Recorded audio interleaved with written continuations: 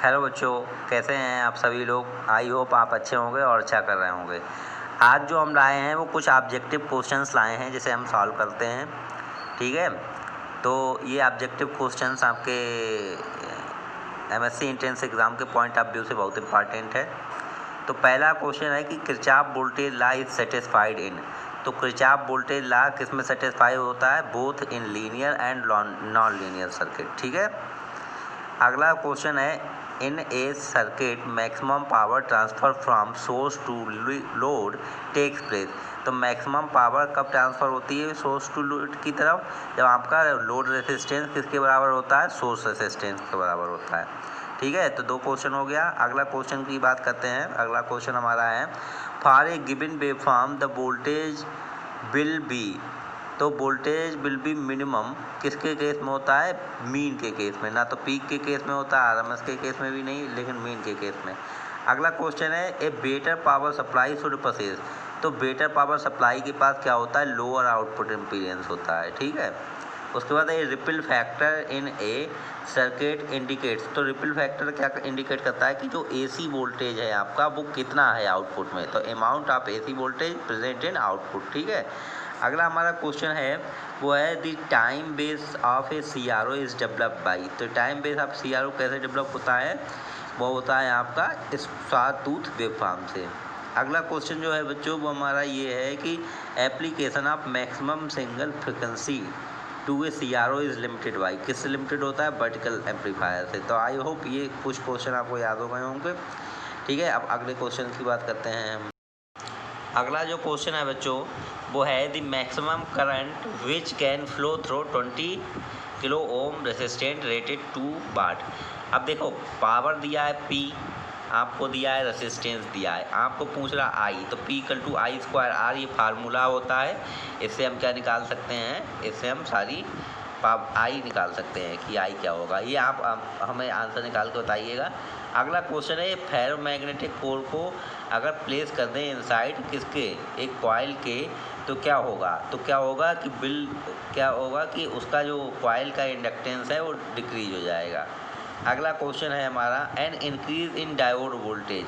जो diode voltage में increase है वो किसे लीड करता है? तो वो किसे लीड करता है? डायोड वोल्टेज को जैसे ही हम बढ़ाएंगे तो उसका जो रेसिस्टेंस होता है वो डिक्रीज कर जाता है। अगला क्वेश्चन है कि an ideal switch is one which has.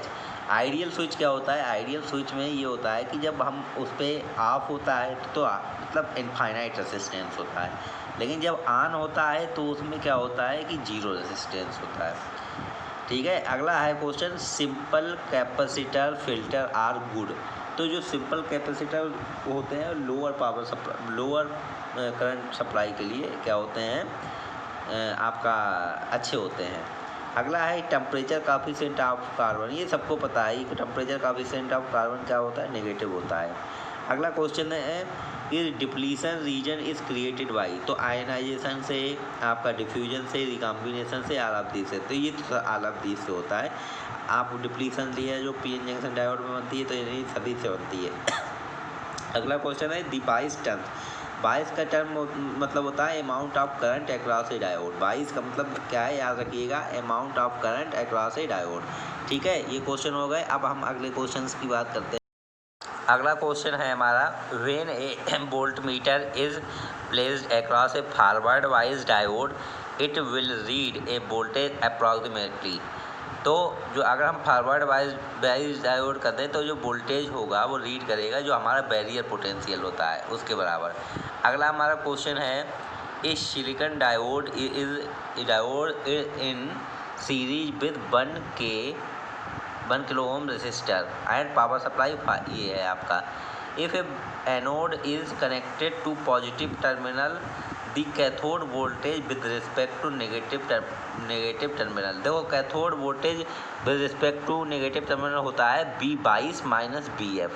तो हमारा कैथोड वोल्टेज क्या होगा? ये 5 माइनस BF हमारा 0.7 हमेशा होता है बाई डिफ़ॉल्ट, तो ये 4.3 हो जाएगा। ठीक है, कैसे निकालेंगे? तो cathode voltage with respect to positive terminal क्या होता है आपका B22 minus BF।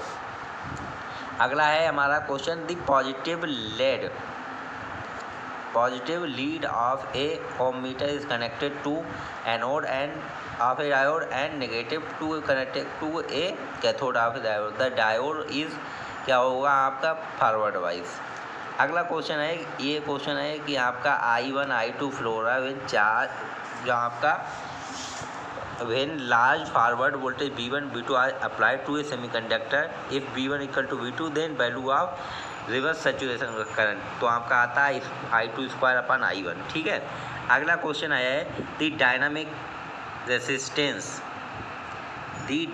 Resistance of a PN junction with a forward current of 10 milliampere at a room temperature. तो जो हमारा डायनामिक रेसिस्टेंस होता है dB/dI वो होता है kT/EI के आपका आप 1.38 × 10⁻23 होता है।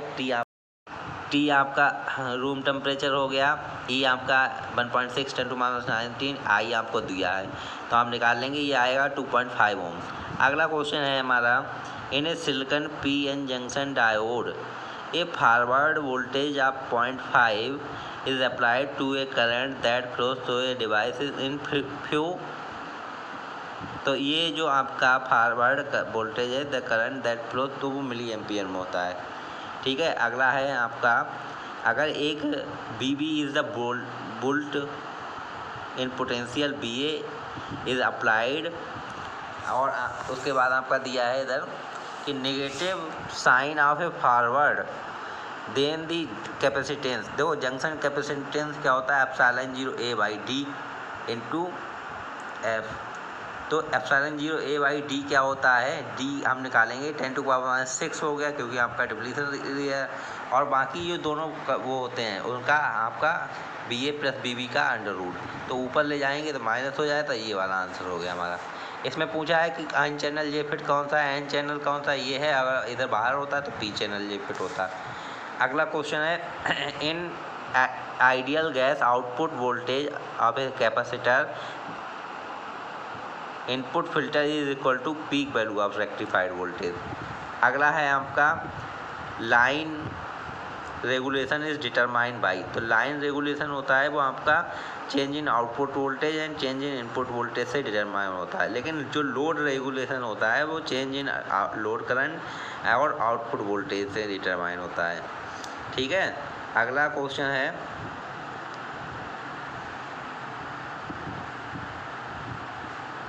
आपका दिया है 60 volt peak full wave rectified voltage is applied to capacitor input filter if F equal to this, R equal to 10, C equal to 10, then ripple voltage क्या होता है आपका पीक, जो रिपल पीक वोल्टेज होता है वो आपका होता है 1/πRLC, और जो भी BP दिया होता है तो इससे 5 वोल्ट आपका निकल आएगा। तो ये 27 क्वेश्चन आज मैंने आपको कराए हैं। आई होप आपको अच्छे लगे होंगे, आपके MSc एंट्रेंस के पॉइंट ऑफ व्यू से बहुत इंपॉर्टेंट है। अब कल मैं फिर 27 क्वेश्चन और कराऊंगा, तब तक के लिए धन्यवाद।